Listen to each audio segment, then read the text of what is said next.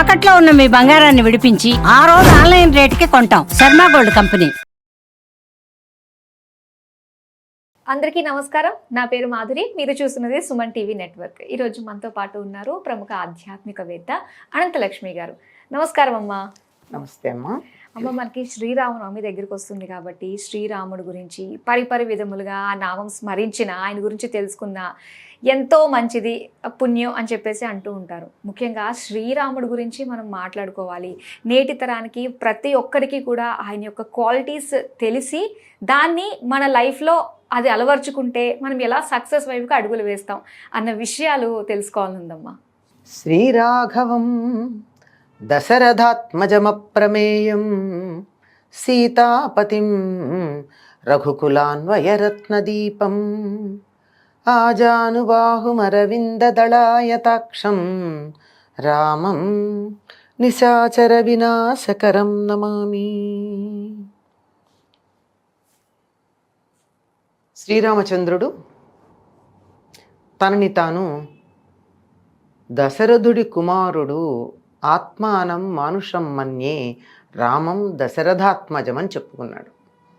మీరంతా నన్ను దేవుడు అంటున్నారు కానీ మీకు నే దేవుణ్ణేమో, నేను మాత్రం నా గురించి ఏమనుకుంటున్నానంటే దశరథుడి కుమారుడైనటువంటి వాడిని అని అనుకుంటున్నా, మనిషిని అని అనుకుంటున్నా అన్నాడు. ఎందుకు ఇంత గట్టిగా చెప్తాడు అంటే, మానవులకు ఒక గౌరవాన్ని, ప్రతిష్టని తీసుకురావడానికి వచ్చిన అవతారం రామావతారం. అప్పటి వరకు మానవులు అంటే పెద్ద లెక్క లేనట్టు అనిపిస్తూ ఉంటుంది చదివితే, గ్రంథాలు చదివినట్టయితే. రావణుడు నాకు మరణం లేకుండా వరమి అని ఎవరెవరి పేర్లు చెప్పాడో వాళ్ళల్లో నరులు వానరులు లేరు. అంటే దేవతలు, యక్షులు, గరుడులు, రాక్షసులు, కిన్నరులు, కింపురుషులు, ఇలా అందరి పేర్లు చెప్పుకొచ్చాడు. పర్వాలేదులే మనుషులును కోతులు అన్నాడు. అంటే మనుషులు, కోతులు అంత పెద్ద పట్టించుకోనక్కర్లేని వాళ్ళుగా పరిగణించబడిన సందర్భంలో మనిషికి ఒక గౌరవం ఆపాదించటానికి వచ్చినటువంటి అవతారం రామావతారం. మీరు ఇట్లా ఉండండి, గౌరవిస్తారు అంటే ఎవరుంటారమ్మా? నన్ను గౌరవించండి అంటే ఎవరు గౌరవిస్తారు కదా? నన్ను గౌరవించేట్టుగా నేను ప్రవర్తించాలి. అవును. నువ్వు ఇట్లా ప్రవర్తించు, నీకు గౌరవం ఉంటుంది అంటే చెప్పొచ్చావులే, నా పరిస్థితిలో నువ్వు ఉంటే నీకు తెలుస్తుంది అంటారు. అందుకని నేను చెప్పలేదు. రాముడు గౌరవం ఎలా కలుగుతుందో తన ప్రవర్తన ద్వారా చూపించాడు. ఒక ఆదర్శ మానవుడు ఎలా ఉండాలో, గౌరవించదగినటువంటి మానవుడు ఎలా ఉండాలో, ఎలా ఉంటే గౌరవించబడటం కుదురుతుందో ఆ విధంగా ప్రవర్తించి చూపించాడు. అందుకని ఒక మనిషి ఎలా ఉండాలంటే చిన్నప్పుడు మంచి కొడుకుగా ఉండాలి, అమ్మాయి అయితే కూతురుగా, చదువుకునే సమయంలో మంచి విద్యార్థిగా,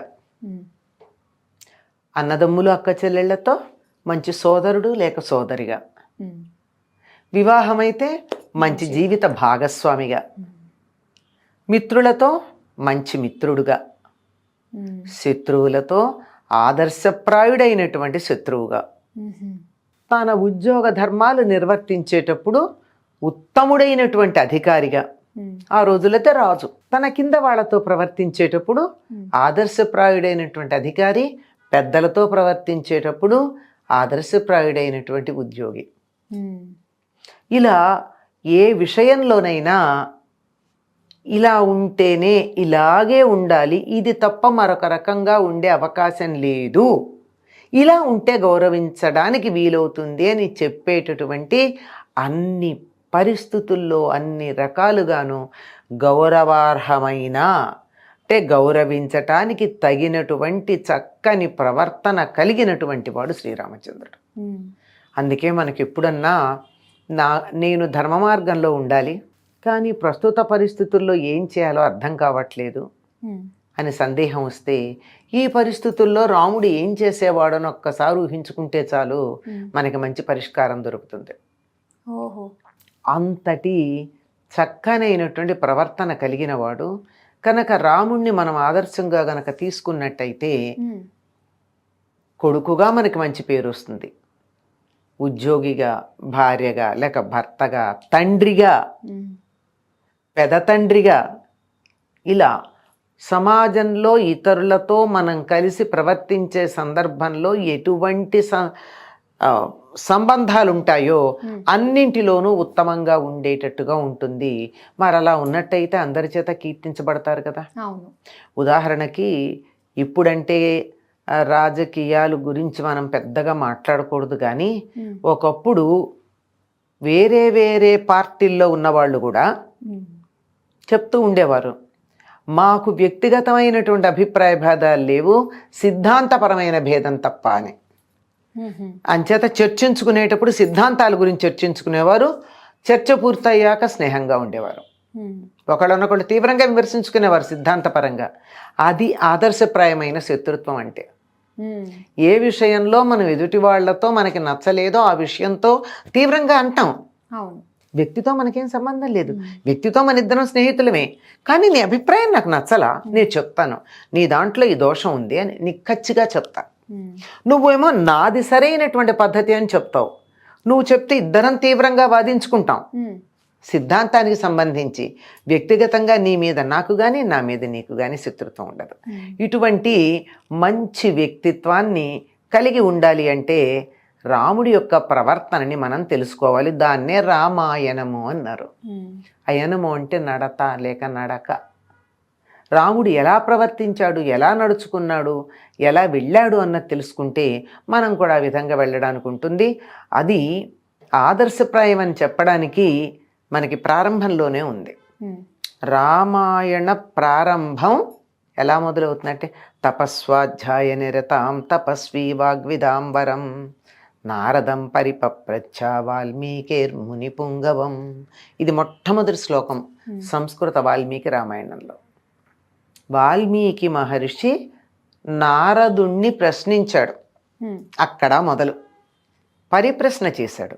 పరిప్రశ్న అంటే తెలుసుకోవాలనేటటువంటి ఇష్టంతో ప్రశ్నించటం. మనం కొన్ని చాలా క్యాజువల్గా ప్రశ్నలు వేస్తాం, ఎట్లా ఉన్నారో అంటాం, వాళ్ళు ఇచ్చే సమాధానం కూడా వినం. అవునా కదా, వినం. మీ అబ్బాయి పరీక్షకి వెళ్ళాట, ఏమైంది, ఆవిడ వాళ్ళ చెప్పబోతూ ఉంటారు వాళ్ళు, ఆ రోజు ఇట్లా అయిందని, మనం ఈ లోపల ఇంకోళ్ళ హాయ్ అని పలకరిస్తాం. అంటే ప్రశ్న వెయ్యాలని వేశాను తప్ప సమాధానం మీద ఇష్టం ఉండి కాదు. అడిగి నువ్వు చెప్పింది నేను 100% వింటా, వీలైతే ఆచరిస్తా అనే శ్రద్ధతో చెప్పినటువంటి దాని పరిప్రశ్న.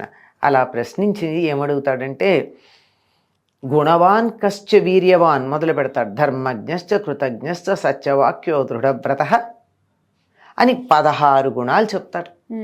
ఈ 16 గుణాలు ఉన్నవాడు ఇప్పుడు లోకంలో ఎవరైనా ఉన్నారా?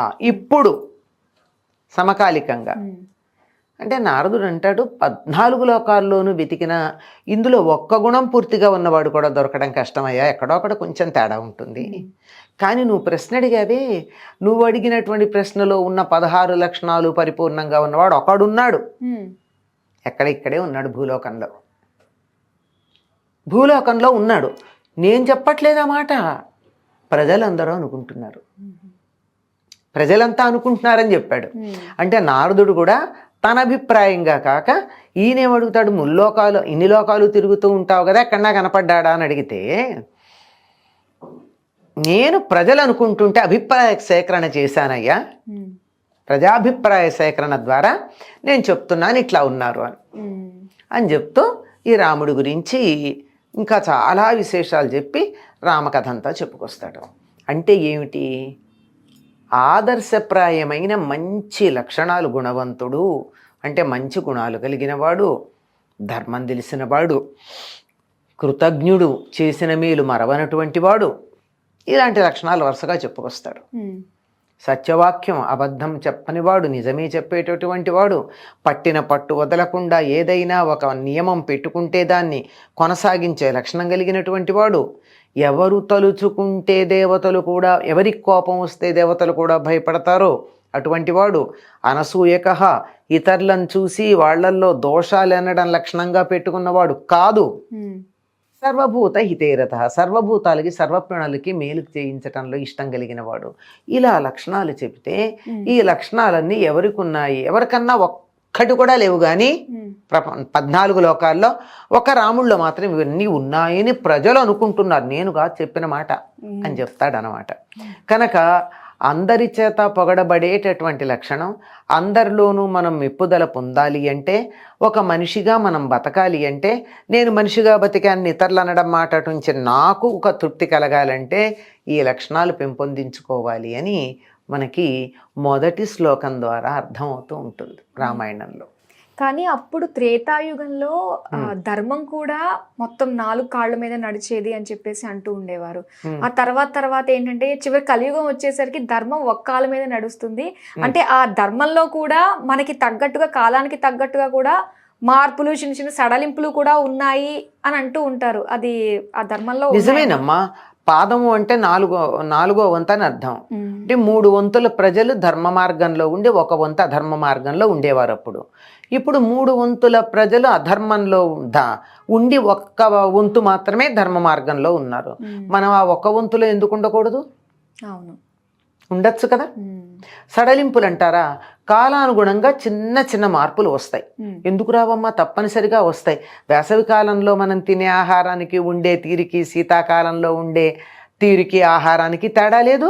కానీ తినేది ఆహారమే కదా. రాత్రే పడుకుంటున్నాం కదా, పగలే మేలుకుంటున్నాం కదా, ముక్కుతోనే గాలి పీలుస్తున్నాం కదా, నోటితోనే అన్నం తింటున్నాం కదా. అని మార్చామా? లేదు. అవునా కాదా?